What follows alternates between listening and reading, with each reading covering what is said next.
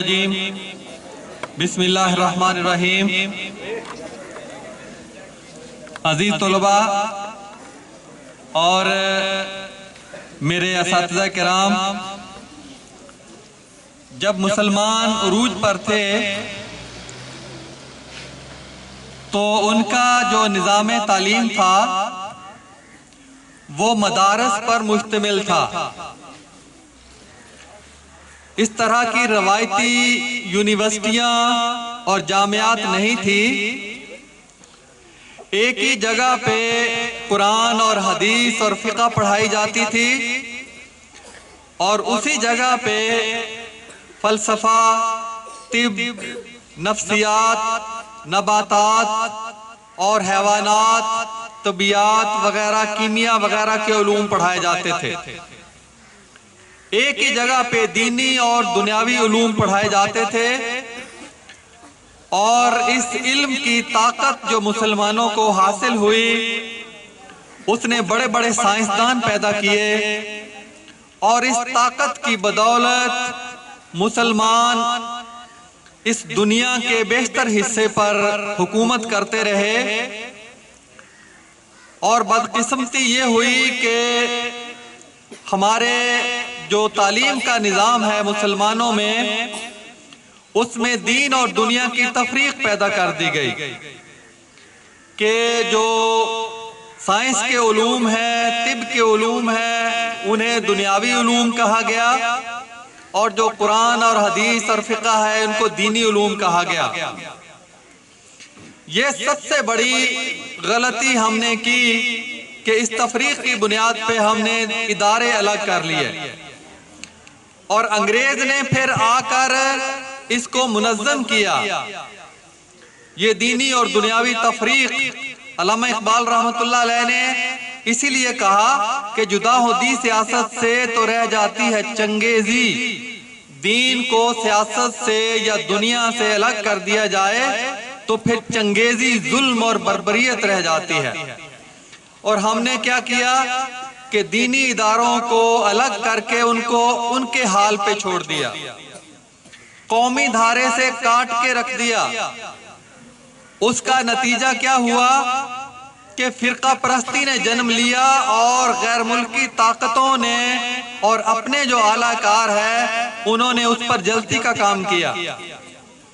اور آج ہم دیکھ رہے ہیں کہ جو مدارس الگ ہیں اور جو جدید علوم پڑھائے جانے والی جامعات الگ ہیں، اور مدارس نے پھر فرقہ واریت کا ایک ایسا بھیانک رخ اختیار کیا کہ ان کے اندر فرقے کی تعلیم زیادہ دی جانے لگی اور اسلام کی تعلیم کم دی جانے لگی، جس کی بنیاد پہ مسلمان فرقوں میں بٹ گئے، مسجدیں بٹ گئیں، مدرسے بٹ گئے، اور عدم رواداری کا وہ ماحول پنپا، اس ماحول نے پرورش پائی جس کا خمیازہ ہم آج بھگت رہے ہیں، اور جس کا نتیجہ ہم آج دیکھ رہے ہیں جو چند دن پہلے سیالکوٹ میں واقعہ پیش آیا۔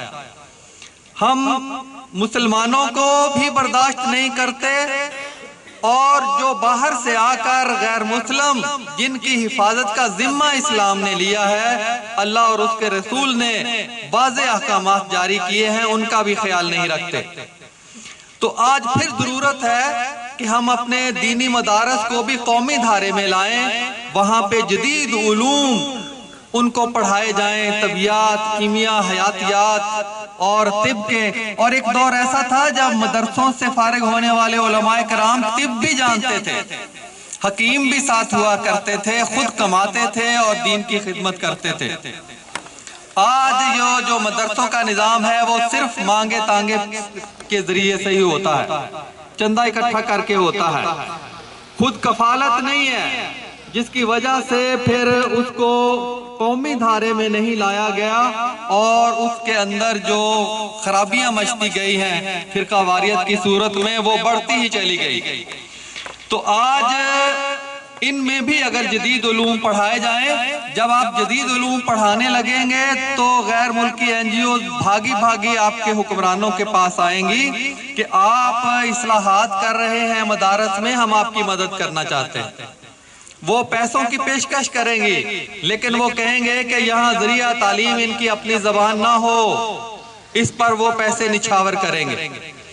دینی مدرسوں میں جو اعلیٰ تعلیم ہے، سائنس کی، طب کی تعلیم ہے، وہ بے شک ان کو آزادی دی جائے، وہ اردو میں ہو اعلیٰ سطح کی، اور عربی میں ہو، فارسی میں ہو، مدرسوں کی اپنی مرضی ہے۔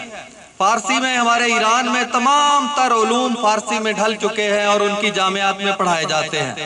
عربی میں مصر ہے، شام ہے، اور بہت سے اور عرب ممالک ہیں، سارے علوم وہاں عربی میں پڑھائے جاتے ہیں۔ تو مدرسے اتنی ترقی کریں گے کہ وہاں سے سائنسدان نکلیں گے، بڑے بڑے علماء نکلیں گے، مفکر نکلیں گے، جو اس قوم کی ڈوبتی ہوئی ناؤ کو سنبھال سکتے ہیں۔ اور یہ وقت کا اہم ترین تقاضا ہے۔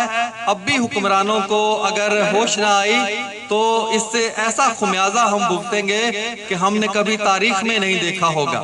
میری اللہ سے دعا ہے کہ اللہ تعالی ہمارے حکمرانوں نے جس طرح سے قرآن لازمی قرار دیا ہے، اس کا ترجمہ MA MSc تک لازمی قرار دیں، طالب علم خود قرآن پڑھیں، اور ساتھ ساتھ جدید علوم، بلکہ یہاں بھی یونیورسٹیوں میں اپنی زبان کو ذریعہ تعلیم، سائنس اور آرٹ سب میں یہ اس میں نافذ کر دیں۔ پھر دیکھیں ہمارا ملک کتنی تیزی سے ترقی کرتا ہے۔